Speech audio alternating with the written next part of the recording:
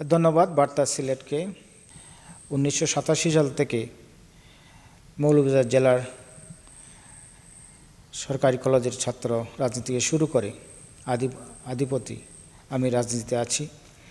আমি এরশাদ বিরোধী আন্দোলনে ছিলাম।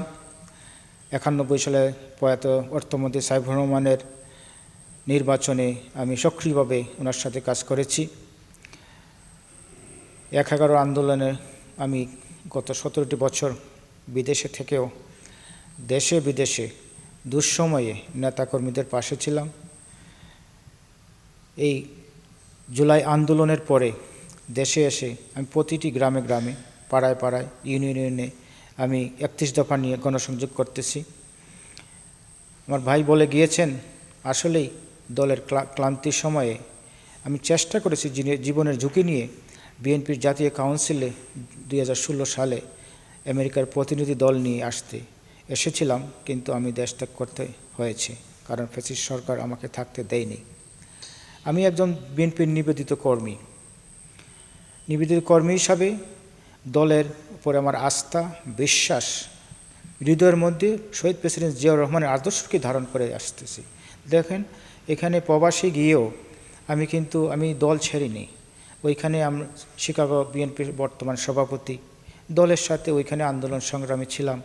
আমরা প্রতিটা সময়ই আমার মতো অনেক নেতারাই প্রবাসে এই গত 17টি বছর দেশের জন্য, গণতন্ত্রের জন্য, ভোটের জন্য, মানুষের অধিকারের জন্য আন্দোলন সংগ্রাম করেছে।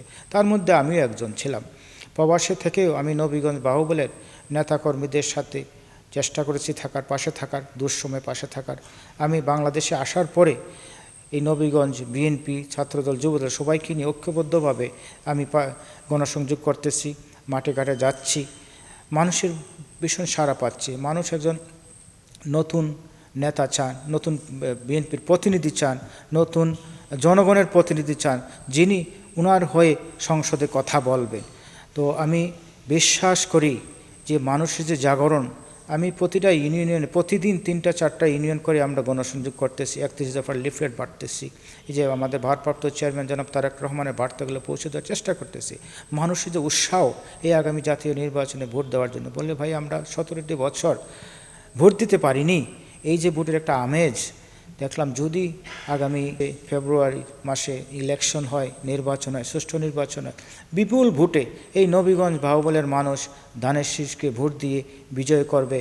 আর দল যদি আমাকে আমার এই 38টি বছরের ত্যাগ এবং দলের প্রতি আমার ডেডিকেশন, দলের প্রতি আমার যে বিশ্বস্ততা যদি কাজ করে, এটা যদি মূল্যায়ন করে আমাকে দল নমিনেশন দেয়, আমি ওয়াদা করে বলতে পারি এই যে মানুষের যে উৎসাহ।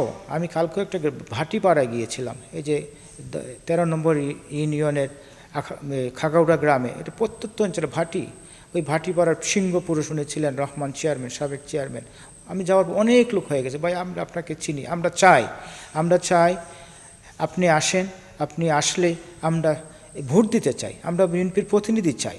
সেই লক্ষ্যে আমি বিশ্বাস করি, আমি বলতে পারি যদি দল আমাকে মূল্যায়ন করে, দল আমাকে নমিনেশন দেয়, ইনশাআল্লাহ এই নবীগঞ্জ বাহুবল হবিগঞ্জ 1 আসন দেশনেত্রী বেগম খালেদা জিয়া, দেশনেত্রী জনাব তারেক রহমানের আমরা এই সিটটি উপহার দিতে পারবো।